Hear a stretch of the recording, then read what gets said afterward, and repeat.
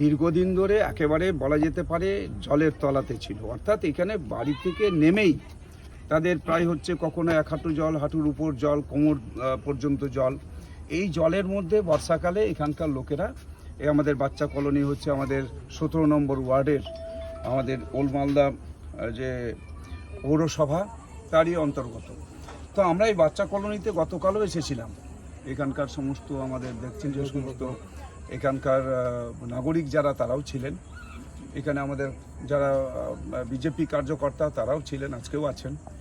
আমরা গতকাল আসার পর, নজরে আসার পর, তারপরে আমরা সঙ্গে সঙ্গে ওখানে এই জলটাকে কোন দিক দিয়ে বের করা যায় নিষ্কাশনের জন্য আমরা আলোচনা করি। শেষ পর্যন্ত এখানে